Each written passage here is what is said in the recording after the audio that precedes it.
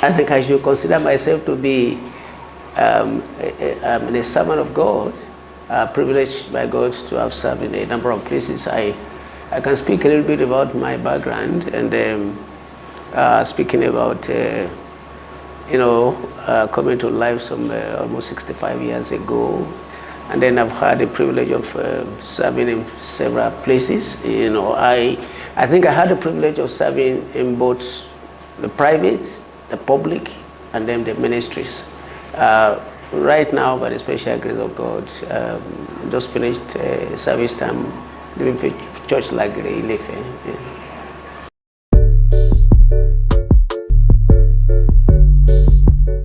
Well, I observe that there are such great promises in scriptures for the man that God made, and a revamped, version of it when Jesus came to restore man. But we have dotted across the nations of the earth. In places you would think it's impossible to find failures among persons who recognize themselves as, children of God. And the question I kept asking God, why should we fail? Why should the children of God fail? And I'm sure you also know that quite a lot of people have, written books. But the Bible says of books there shall be no end. The Bible, the basic manner of life, is still there, and yet it is there and people are failing. So what is required is that people need to have some revelation, a little bit of insight about what is it that takes for anybody to really succeed in life. And I can tell you that certain things were just made known to me, that if people recognize their seed and sow the seed as God had ordained, it is impossible for anybody to fail. I think that that is in totality what the book is about.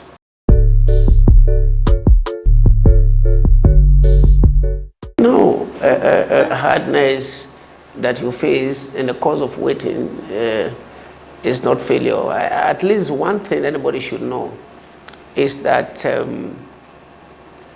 it is the product that you are looking forward to that will determine the kind of process. There is no product without a process. Now, but every product, has very unique process. It has very unique timing, both of sowing, of nurturing, and to the point of harvesting.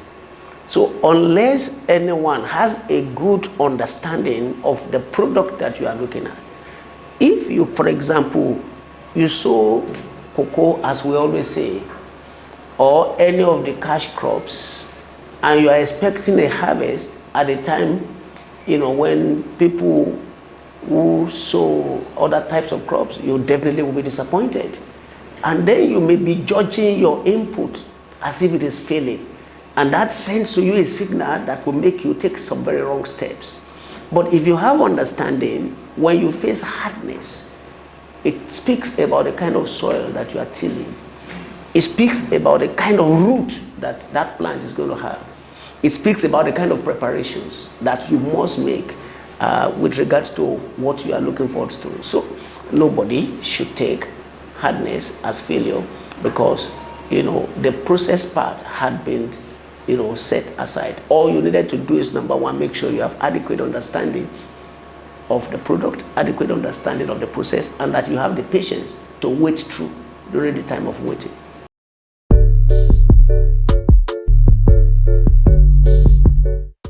Well, there is no plant that has no tenure. The time when it is ordained to bring forth.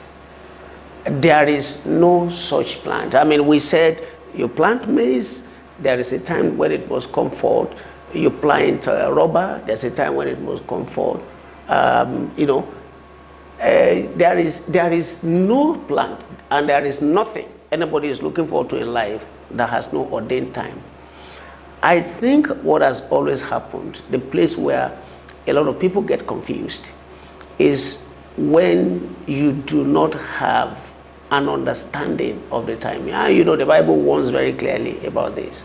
Ecclesiastes chapter 3 verse 1, it says, well, for anything, there is a season. He said, for every purpose, he said, there is a time.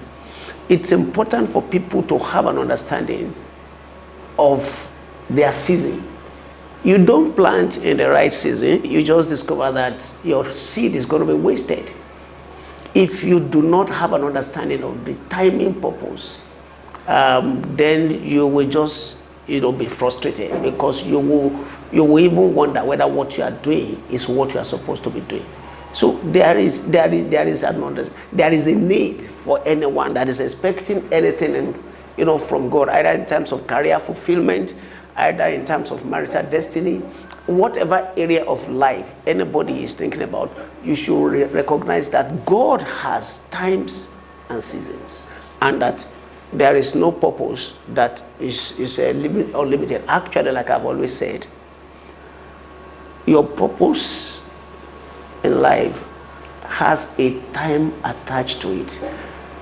That time does not exist with God. Time is a calibration factor for man's purpose. So each person is given segment when he's to accomplish his purpose. And that was why we said, you are a unique spot on God's variety page. It is by occupying your unique spot that you will find fulfillment. It is just important for anyone who wants to make it in life to recognize where you are, and then make sure that you do what you are supposed to do.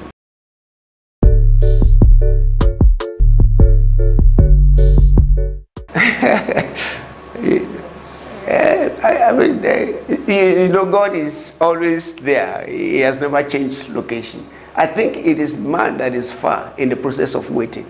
And there are so many reasons. And one of the major reasons why God seemed to be far is, number one, you didn't receive correct direction. Now, after receiving direction, you need to have instruction. There's what we call tactics and strategies. The strategy is about the long term. The tactics is about the short term. Now, they have told you, you are going to this place. Now, but along the line, what you find is that when you get to that junction, make a left turn. When you get to the other junction, make a right turn. You see, the road map always requires that somebody should be in contact with the one who knows the direction. You are going to a destination where you have never been to. You certainly need the one who knows the destination. A lot of people are in that dilemma because they are not in touch with the one who gives you direction. So it looks as if it's prolonged. It will be prolonged if you are going somewhere and you make a left turn where you are supposed to make a right turn. You get to the end and say, oh, sorry, this is not the way. I remember the story some years back, going on a journey, and then because we thought we know the way, we were driving along, only until when we got to patched, the road to this place is supposed to be smooth. We know that it is tired. Oh, excuse me, sir, where is the road to this place? They say, oh, sorry, you missed it. You need to go back 70 kilometers. And then you have to go back.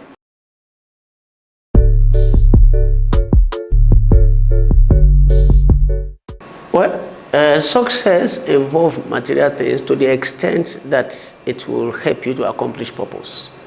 I can tell you, what God gives is what you need to accomplish your purpose. When it is time for you to build a house, God will make it available. When it is time for you to have a vehicle because of the nature of your work, God will make it available.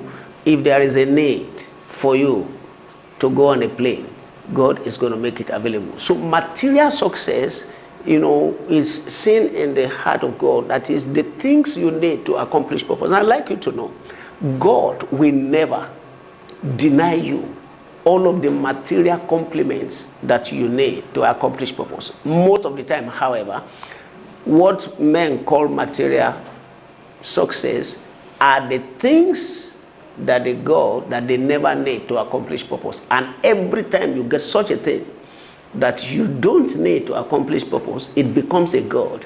It takes the God from you, and then you begin to lose your space.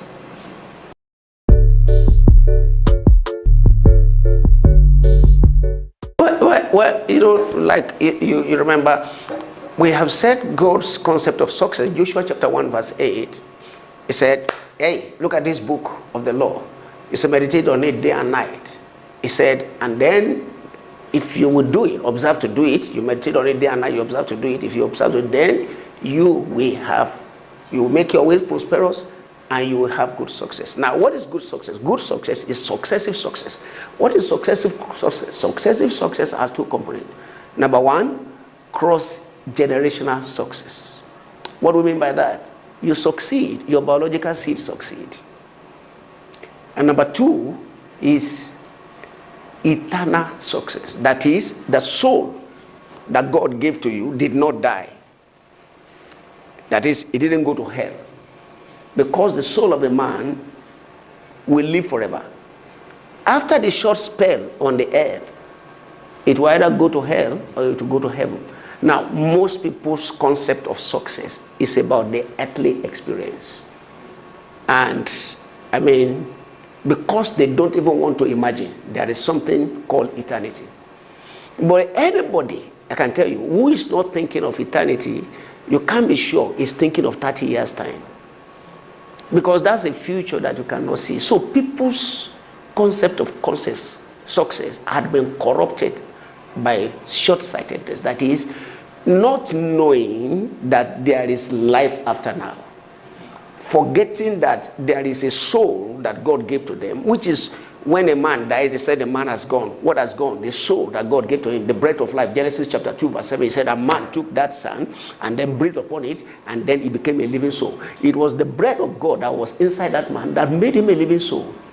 So people think of the carcass, that is the cage, as the man. That's not the man.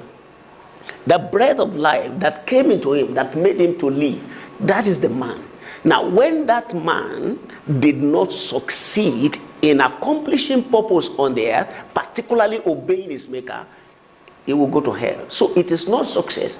It's just like somebody who stole money. He went to the bank to rob and stole money and he's throwing a party and this is a successful man. He's not a successful man because you have probably never seen a thief that builds. They don't. They just consume it on their flesh. So usually the concept of success that is corrupted by the flesh man is about having material wealth on the earth. But like I've told you, what guarantees unending success is when God will always give you what you need to accomplish your purpose. And then you will not make another God after you. And I want to believe that, when people have that understanding, they can make the best of life.